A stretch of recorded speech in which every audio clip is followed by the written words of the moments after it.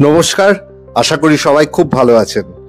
বিদেশে আমরা অনেক রেস্টুরেন্টেই দেখেছি রোবট এসে খাবার সার্ভ করে যাচ্ছে খাবার টেবিলে, কিন্তু ভারতবর্ষ বা খোদ আমাদের পশ্চিমবঙ্গেই যে এরকমই এক রেস্টুরেন্ট রয়েছে সেটা হয়তো আমরা অনেকেই এখনো জানি না। আজ আমরা চলেছি কৃষ্ণনগরের মাদার্স হাট রেস্টুরেন্টে, যেটি সম্পূর্ণ মহিলাদের দ্বারা পরিচালিত এবং এখানে মানুষের সাথে তাল মিলিয়ে খাবার সার্ভ করে রোবটও। কলকাতা থেকে NH-19 ধরে কৃষ্ণনগর টাউনের ঠিক আগে হাইওয়ের ওপরেই রয়েছে এই বিস্ময়কর রেস্টুরেন্ট। তাহলে চলুন শুরু করা যাক আজকের ব্লগ।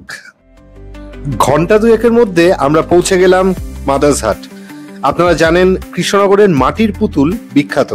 মাদার্স হাটে পৌঁছে গাড়ি পার্কিং এ রেখে রেস্টুরেন্টে ঢোকার মুখেই দেখতে পেলাম বিক্রি হচ্ছে কৃষ্ণনগরের মাটি থেকে তৈরি নানা ধরনের সামগ্রী, মেয়েদের অ্যাক্সেসরিজ, ক্যারি ব্যাগ এবং আরো কত কিছু।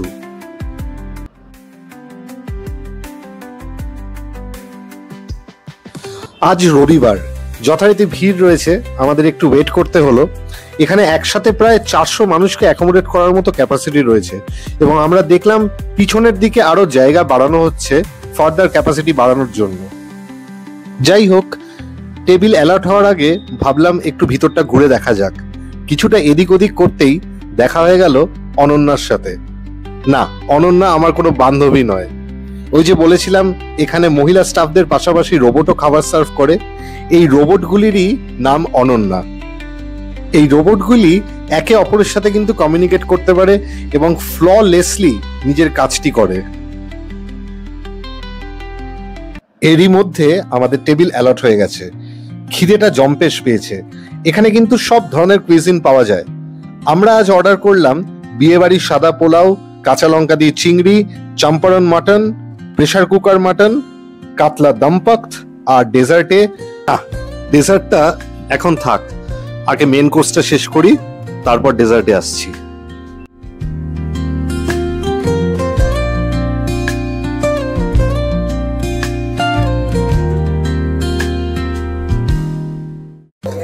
এতক্ষণ সবাই প্রচুর গল্প করছিল।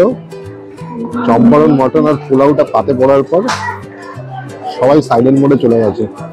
এতটাই ভালো হয়েছে, বেশ কোনো কথা হবে না। কেমন?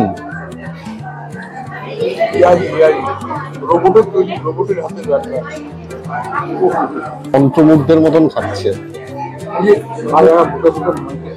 মোহনবাগানের চিংড়ি সবুজ। আচ্ছা, হ্যাঁ, মোহনবাগানের চিংড়ি। আমরা যদিও ইস্ট বেঙ্গল,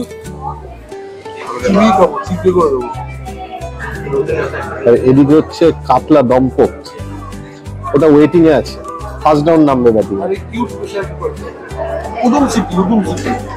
প্রেসার কুকার মাটনে কিন্তু মাটনটাই আপনি পাবেন, প্রেসার কুকারটা কিন্তু ওরা ফেরত নিয়ে নেবে। এরকম ভাববেন না যে প্রেসার কুকারটাও আপনাকে দিয়ে দিল। প্রেসার কুকার মাটনের চর্বি নিয়ে কারাগারি চলছে।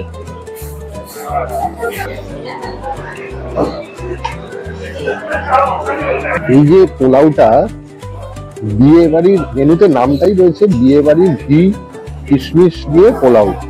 এই পোলাও কিন্তু আমি কলকাতাতে কোথাও পাইনি, অনেক খুঁজেছি, এরকম ধরনের পোলাও কিন্তু কোথাও হয় না। হ্যাঁ, নর্মাল পিস পোলাও হয়, এটা অ্যাকচুয়ালি বিয়ের বাড়ির যে পোলাওটা হয় ঠিক সেরকমই খেতে। চম্পারন আর প্রেসার কুকার মাটন দুটোই অনবদ্য।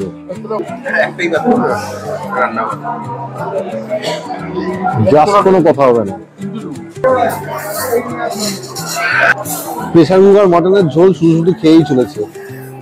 কাতলার দমপক, খারাপ তো কোনোটা বলার জায়গাই নেই, অসাধারণ খেতে, অসাধারণ। এই গ্রেভিটা বিশেষ করে আসতে হবে, এসে খেতে হবে। অপেক্ষা করছেন কি? চলে আসুন, মিস করবেন। এসছে dessert, sundae brownie with hot chocolate sauce and vanilla ice cream. আমাদের খুব favourite sundae brownie with ice cream.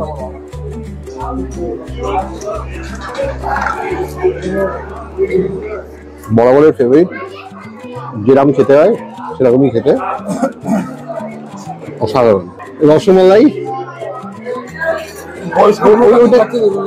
কি দোতলা বাড়ির সমান, এটা নীল রঙের, কি ওটা?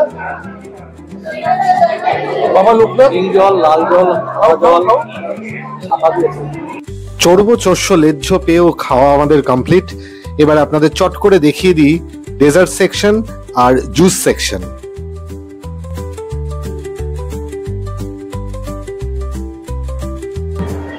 এদিকে নানা রকম জুস রয়েছে, মকটেলস,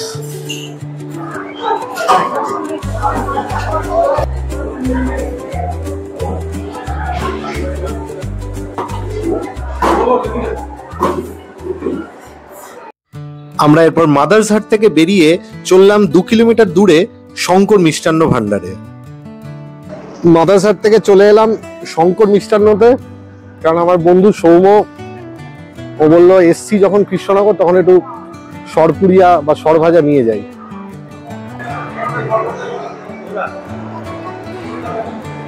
এটা কত? 700 টাকা কিলো।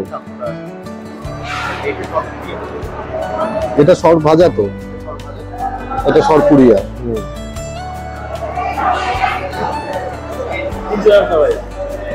কলকাতা থেকে শিলিগুড়ি যাওয়ার বেশিরভাগ বাস বা শিলিগুড়ি থেকে কলকাতা আসার বেশিরভাগ বাস কিন্তু এই কৃষ্ণনগরে হল্ট দেয়, এবং এই শঙ্করেই বায়ো ব্রেকস বলুন বা খাওয়ার ব্রেক, সেগুলো কিন্তু এইখানেই দাঁড়ায় সব বাসগুলো।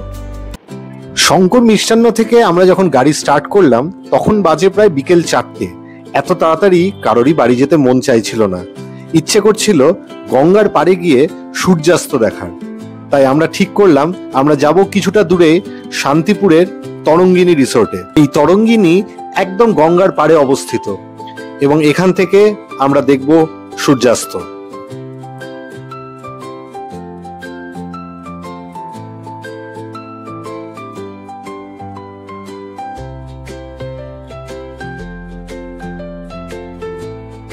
গাড়ি থেকে নেমেই দেখলাম গ্রামের কিছু বাচ্চা ছেলে মেয়ে ক্রিকেট খেলছে। দেখে নিজের ছেলেবেলার কথা মনে পড়ে গেল। আমাদেরও ইচ্ছা করছিল আমরা ওদের দলে জুটে যাই। এই ভিডিওতে তরঙ্গিনী রিসোর্টের ডিটেইল রিভিউ শেয়ার করছি না, কারণ আমরা এখানে শুধুমাত্র সূর্যাস্ত দেখতেই এসেছি এবং তারপর আমরা কলকাতায় ফিরে যাব আজকে। তবে যারা এখানে আসতে ইন্টারেস্টেড তাদের জন্য ডেসক্রিপশন বক্সে আমি তরঙ্গিনীর কন্ট্যাক্ট নাম্বার দিয়ে দেবো, বুকিং করে নিতে পারেন ওনাদের সাথে ডিরেক্টলি কথা বলে। আস্তে আস্তে সূর্যের আলো ম্লান হয়ে এলো। এই গোধূলি লগ্নের নীরবতা আর প্রকৃতির অপরূপ সৌন্দর্য সত্যি আমাদের মন ছুঁয়ে গেল। আজকের ব্লগ এখানেই শেষ করছি।